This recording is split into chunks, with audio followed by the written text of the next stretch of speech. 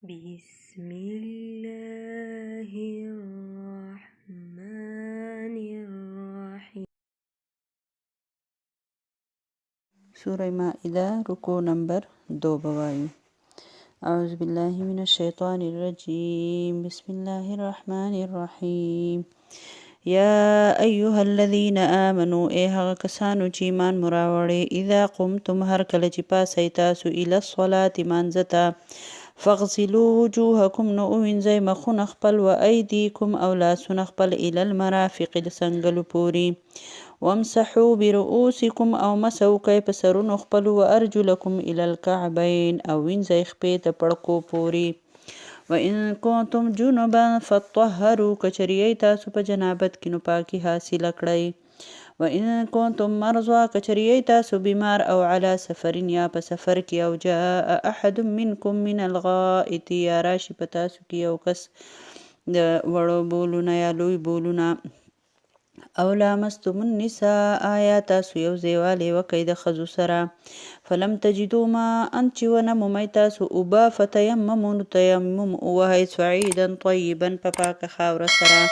فامسحوا بوجوهکم او مسح کئ خپل مخونه و ایدیکم منه او لاسونه خپل د هغې نه ما یرید الله نه غواړي الله لیجعل علیکم من حرج چې مقرر کړي په تاسو باندې تکلیف یا تنګي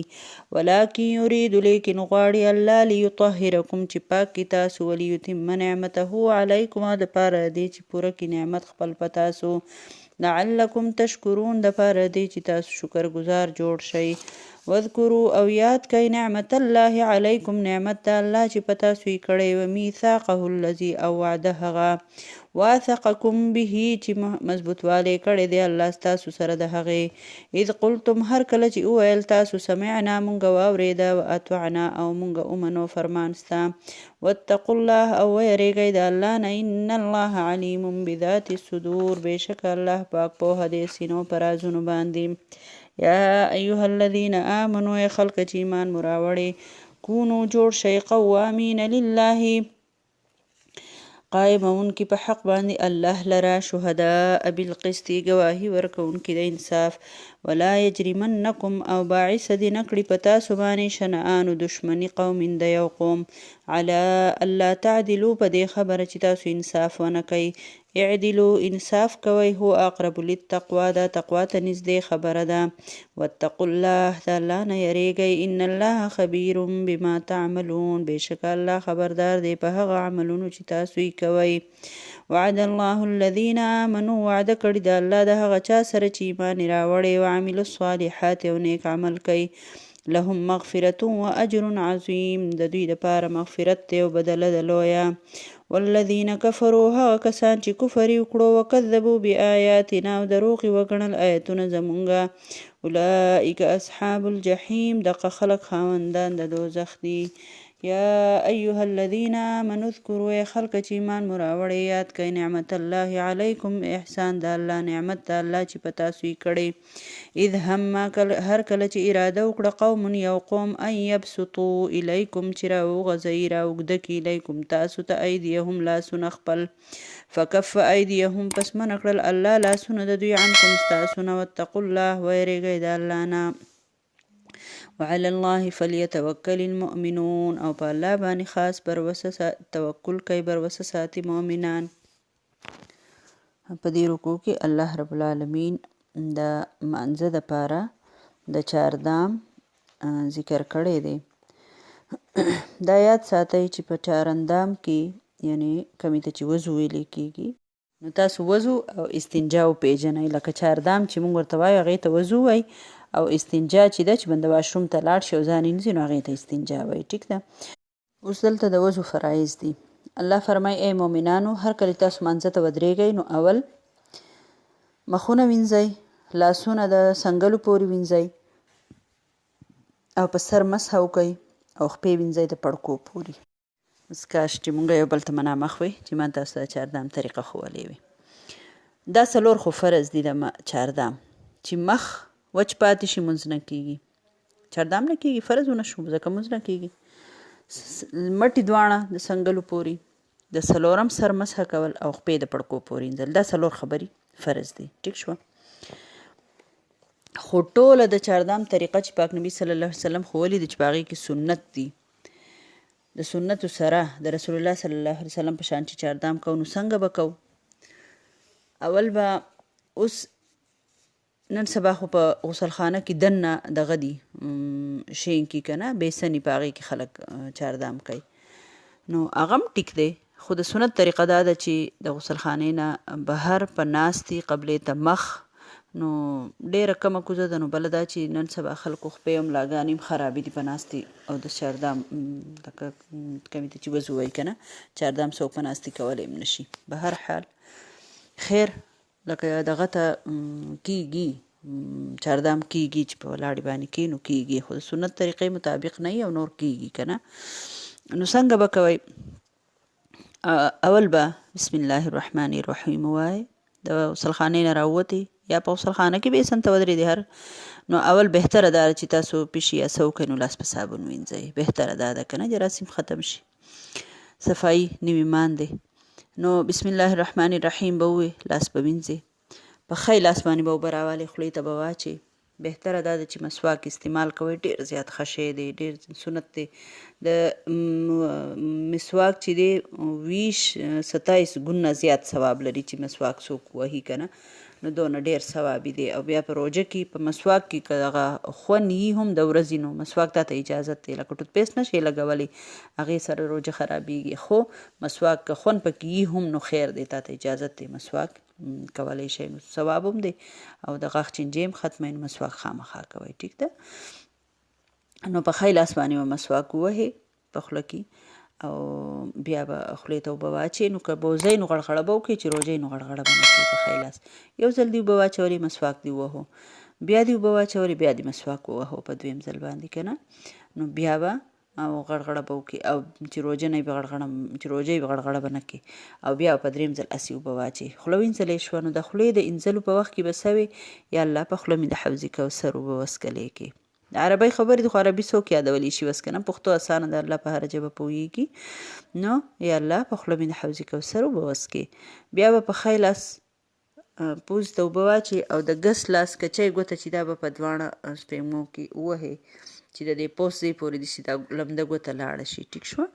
بیا به بیا پوزه سوڼ کې، بیا به بیا په ښی لاس پوزې ته اوبه واچئ، په ګس لاس به بیا د کچۍ ګوته چې ده نو هغه به بیا دغه کې ده په پوزه کې ووهئ 2 ځله، او په دریم ځل به ته بیا اوبه واچئ او بس. ټیک شو؟ او څه به وي؟ یا الله په پوزه مې د جنت ګلونه بین کې. بیا به په مخ باندې په دواړو لپو اوبه راوالئ، په مخ باندې به یې واړئ یو ځل، او ټول مخ به داسې ومږئ، که میخه کېنت کوي دي هغه به وړقئ. یا الله مخ مې سپین کې په هغه ورځ چې تو مخونه سپینوي د خپلو دوستانو. بیا به په دویم ځل بیا اوبه راوالئ، په مخ باندې به واړئ، یا الله مخ مې تور مه کوې په هغې ورځ چې مخونه به توروي د خپلو دشمنانو. بیا په دریم ځل اوبه راواړئ، په مخ باندې به واچئ، بیا به وي اشهد ان لا اله الا الله و اشهد ان محمدا عبده ورسوله. بیا به په ښی لاس کې دواړه لپې به ډکې کې، په ښی مټ باندې به اوبه سي راورغړئ. ټیک شو؟ لاس به پیسې راکاږئ. صحیح ده چې ټول څنګل دا ډوکې نه دی چې دا لوند شي. ټیک شو؟ څه به وي؟ یا الله عمل نامه په ښی لاس راکړئ. بیا به بیا اوبه راوالئ په لپو کې، بیا به پرې واړئ، یا الله عمل نامه په ښی لاس کې راکړئ. بیا به په دریم ځل بیا اوبه راواړئ، مږئ چې څه ځای پکې وچ پاتې نه شي، یا الله عمل نامه په ښی لاس راکړئ. بیا به دقه شانتې اوبه راوالئ، په ګس لاس به یې واړئ، یا الله د ګس لاس د عمل نامې نه مې په امان کې. بیا به اوبه راواړئ په مټ باندې، ټول اوبه یې مږئ په لاس باندې، یا الله د ګس لاس د عمل نامې نه مې په امان کې، یا الله د ګس لاس د عمل نامې نه مې په امان کې. بیا به دواړه لاسونه لامده کې، لاس به دواړه لامده کې، او په خپل سر باندې به یې داسې بوځئ د سټه پورې، بس یو ځل به یې داسې بوځئ کافي دی. ټیک شو؟ چې ستا د څلورم سره مسه فرض ده چې ستا د دواړه ورغو د لاندې، ستا د لوند لاس د لاندې، ستا د سر څلورم داسې سر چې څلور حصې کې که نه، داسې د جمع نشان چې په داسې وباسې که نه، داسې لکه څلور حصې کې چې ستا د لاس لاندې څلورمه حصه یې اخته راشي، نو خو پکې پخپله راشي چې ته پې دواړه لاس بوځې که نه، نو ستا د سر مسحه وشوه یو ځل، یا الله سر مې د عرش د سوري لاندې کې. ټیک شو؟ بیا که د غوږونو د شهادت ګوته به په غوږ کې کېدې په دواړو غوږونو کې، او دا غټه ګوته به یې داسې د شا نه تاو کې، د دواړو غوږونو شهادت ګوته پکې کېده، او دا بله غټه ګوته ته داسې تاو که. په دواړو غوږونو ټیک شو یو ځل 2 او 3 ځله نه یو ځل کافي دی همدغه بیا که بیلی نه لمدې هم خیر دی یو ځل چې د سر له لمده کړي وي هغه مسه پوره ده ټیک شوه بیا دغه شانتې د سټ مسه ده نو د لاس دا په استر طرف نه دی دا داسې په دې سټ باندې راکاږه دواړه مرۍ طرف ته یې راوله که نه ډېرې مرۍ ته مه راولئ ټیک شوه که د سټ او د غوږ مسه دنه پاتې شوه نو هم چاردام دې کېږي لکه دا دونه ضروري نه ده خو ښه خبره ده چې وي کې جو ښه ده نو یا الله غوږونه مې د دوزخ د اوازونو نه په امان کې او سټ مې د دوزخ د اتکړو نه په امان کې ټیک شو بیا خپه ښی خپه به راوالي د ګس لاس کچۍ ګوته به راوالي او په دې ټولو دغه کې به خلال دی ته وایي په دې ګوتونو کې به دا کچۍ ګوته داسې ووهئ که فرض که د چا کچۍ ګوته یا لاس دې خوږي یا څه نو داسې هسې دا ګوتونه یې کولاو که چې اوبه پکې لاړې شي خیر دی ټیک شوه بیا پوندې او دا پړکې نه دی دا ډوکې دا ومږه په دې ګس لاس باندې اول ښی خپه ومږه او دغه شانتې بیا په دې دا کچۍ ګوته بیا په دې اول په ښی ګوتونو کې بیا په ګسو ګوتونو کې دواړه خپې به وینځئ چې ښی خپه وینځئ یا الله دا خپه مضبوطه کړي چې په پل د سویرات باندې د بجلۍ د پړق په شانتې پورې ځم بیا دغه شان ګسه خپه یا الله دا خپه مضبوطه کړي چې په پل د سویرات باندې د بجلۍ د پړق په شانتې پورې وځم او بیا چې څنګه دغه چاردام پوره کوي نو بیا که چاله دا دعا ورځي اللهم اجعلني من التوابین واجعلني من المتطهرین دا وړوکي دونم ویلی شي اللهم اجعلني من التوابین واجعلني من المتطهرین واجعلني من عبادك الصالحین واجعلني من الذين لا خوف عليهم ولا هم يحزنون داسې هم ویلی شي او که دام دله نه درځي نو اشهد ان لا اله الا الله وحده لا شريك له واشهد ان محمدا عبده ورسوله دا هم ټیک ده چې سم ووایې که نه خو یا لکه ځینې خلک په دې لاس کې څه اوبه راولي او څه په دې ورغوي کې څه چوف موف کوي یا څه دا څیزونه نور پکې نشته دی ښه بس تقوا نه و دغه چاردام او ستا چاردام شو اوس په دې کې فرض څه دي دا مخ انځل مټ انځل د سر مسه کول او خپې انځل او نور پکې فرض نه دي نو دا نور سنت دي نو که د نور کې د نه څه پاتې شو نو خیر دی چاردام دی وشو پوه شوې خو د دې دا څلور واړه ځګونه داسې دي چې د دې به اهتمام کوي او دا به ټیکې اوس یو انسان لاس مات دی پلستر ورته پروت دی نو هغه به څنګه مټینځي او فرض دي چې نه انځي نو بیا یې لمونځ نه کېږي پوه شوئ یا څه زخم دی هر څه کیدی شي که نه د دې فرض ځګونو دپاره د سنت دپاره خیر دی زه پرېوی دی خو د دې فرض ځګونو اوس خپه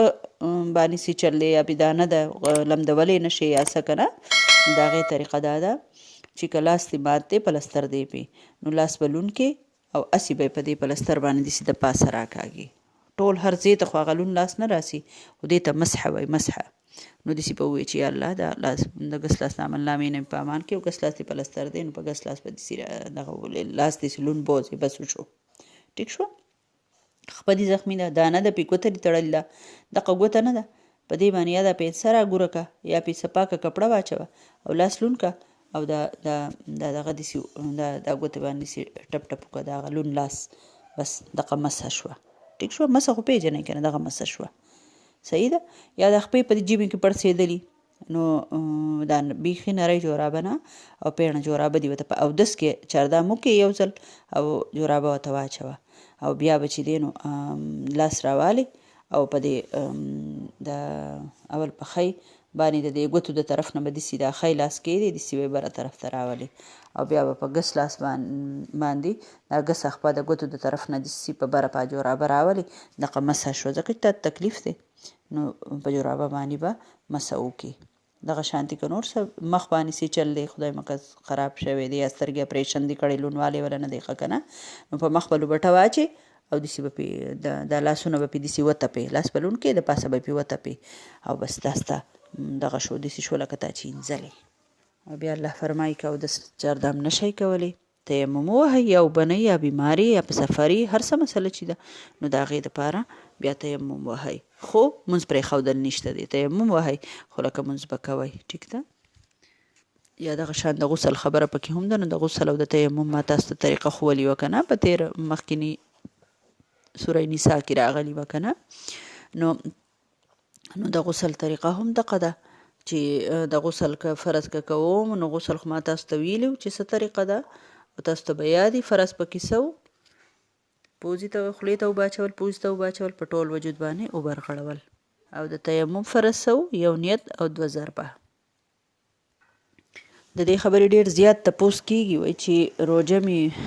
زنانه بیماري راله نو که مازدیګر د مانځه نه پس بیماري راغله نو هم به روژه راګرځومه بالکل به یې راګرځې روژه دې خرابه شوه د روژې دا خبره ده که نه چې تا په کم ټیم کې دا بیماري ولیده نو د هغه وخت نه به ستا روژه ماتېدل حسابېږي که فرض که تا د ماښام مونځ کوه او تا بیماري ولیده او ته وایې چې اله یې مازدیګر ده ګورې چې دا به مازدیګر راغلي که کم ټیم به راغلي نو بیا شک مه کوه روژه دې شوې ده تا خو د بانګ نه پس بیماري ولیده که نه سوروالی دې ولیدو نو بیا دې روژه شوې ده ټیک ده او بله دا یاد ساتئ چې څوک د وړو ناجوړی نو چې د وړوکې نه پیدا شوی نو که هر څونه بیماري په دې باندې نو مونځ او روژه یې کیږي چې حمل نه یې غورځېدلی که نه ماشوم نه پیدا شوی نو مونځ او روژه یې د هغې پورې کیږي لکه بیماري چې ده چې بیماري هر څونه چې ده اصل وړوکې پیدا کېدل دي که هغه د 2 میاشتو یو که د 3 میاشتو یو که د 10 میاشتو ټیک ده او بله دا مسله ده چې روژه چې ده چې د ماسپښینه پورې ماته شوه خو بس ماته یې کوي خورئ که نه خو که د ماسپښین نه پس ماته شوه نو دا فرض نه دي دا مستحب دي چې بیا هسې د روژې عزت غونته کېدې دونه دې نیولې چې په دې ساعت کې څه چل کېږي جمعه یې ماته خو روژه خو دې نه کېږي روژه خو به ته راګرځې خو که چاته تکلیفي یا ګولۍ خوړل غواړي اکثر په زنانو باندې درد دي نو ماتولی شي دې څه خبره پکې نشته دی کفارې مپارې ځینې خلک وایي کفاره را باندې کفارې پکې نشته بیماري دې راله روژه خوړی شي مستحب دا ده چې مه یې خوره ځکه چې د روژې عزت دی خو که تا ته تکلیف دی نو بالکل یې خوړی شي ټیک ده بله دا چې په ستن په ډریپ په دې باندې روژه نه ماتېږي چا ناڅاپه په ګرده درد شو نو که د دې ستن ووهله که د غوښې ستن وه او که د ګردې د رګ ستن وه نو دې ستن ووهله یا تبه یې د دې ستن ووهله نو روژه یې نه ماتېږي او په هغې سره دا ښه شو چې بیا د روژه نه ماتوي د ماښامه پورې دې ټینګه کړي که نه خو که نه کېده او دا بېهوشه کېده یا مرض یې زیاتېدو نو خیر دی بیا ماتولی شي خیر دی که نیت کړی بیا ماتولی شي او نیت ما تاسو ته وي د روژې نیت هم په پښتو کې په عربی کې فرض نه دی په پښتو کې کوه هم بس نیت سبا روژه نیسمه دغه نیت دی که نه او د روژې په دوران کې د غرمې اوده غسل د باندې فرض شو که نه په دې کې د غسل خبره ده نو هم ستا په روژه اثر نه پرېوځي ښه روژه نیوې شي بس اولام به او روژه په خپله